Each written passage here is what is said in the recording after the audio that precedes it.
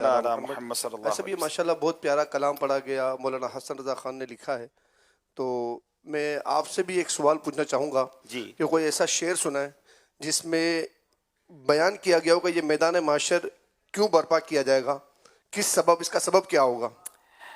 یہ اسی کلام کا شعر ہے ویسے تو نہیں، بلکہ ایک اور بھی شعر ہے، لیکن فقط اتنا سبب ہے انعقاد بزم محشر کا. دیر از اونلی ون ریزن. دیکھیں نا، علماء کہتے ہیں کہ اعمال لکھنے والے فرشتوں نے تو اعمال لکھ لیے ہیں. قیامت کے دن ہم اٹھتے اور ہمارے ہاتھ میں ہماری رپورٹ پکڑا دی جاتی ہے کہ تمہاری نیکیاں زیادہ ہیں، تم جنت میں جاؤ، تمہارے گناہ زیادہ ہیں، جہنم میں جاؤ. اتنا بڑا محشر سجانے کی کیا ضرورت ہے؟ تو عشق والا جواب یہ ہے کہ فقط اتنا سبب ہے انعقاد بزم محشر کا. آقا تمہاری شان محبوبی دکھائی جانے والی ہے. ساری دنیا کو بتانا ہے نا کہ ہمارے آقا علیہ الصلوۃ والسلام کی شان کیا ہے. اعلیٰ حضرت لکھتے ہیں نا، عرش حق ہے مسند رفعت رسول اللہ کی، دیکھنی ہے حشر میں عزت رسول اللہ کی. جو نبی پاک کی عزت ہے وہ ساری دنیا دیکھے گی انشاءاللہ. اور سبحان اللہ. اچھا، وہاں ایک اور بات میں مزے کی بتاؤں آپ کو.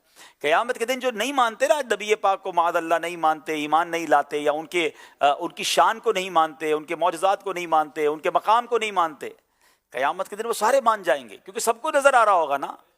لیکن اس دن کا ماننا جو ہے وہ قبول نہیں کیا جائے گا. اعلیٰ حضرت لکھتے ہیں نا، آج لے ان کی پناہ، آج مدد مانگ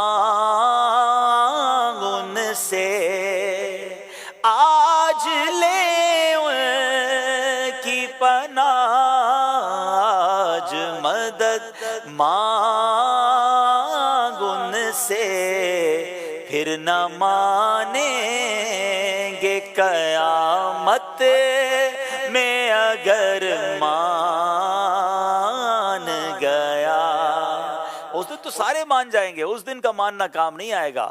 آج ماننا ہے، آج عشق رسول، آج نبی پاک کی سچی غلامی، آج ان کی جو شان و شوکت ہے اس کو دل سے ماننا ہے. اللہ ہمیں مرتے دم تک نبی پاک کے گیت گانے والا، پیارے آقا کی شان بیان کرنے والا اسی محفل میں، اسی ماحول میں ہمیں اللہ کریم زندگی نصیب فرمائے. جناب سلسلہ آگے چل رہا ہے، اب 2 سیگمنٹ رہ گئے ہیں تو یہ فیصلہ کر دیں گے نارووال یا ساہیوال، کون سا وال آگے جاتا ہے.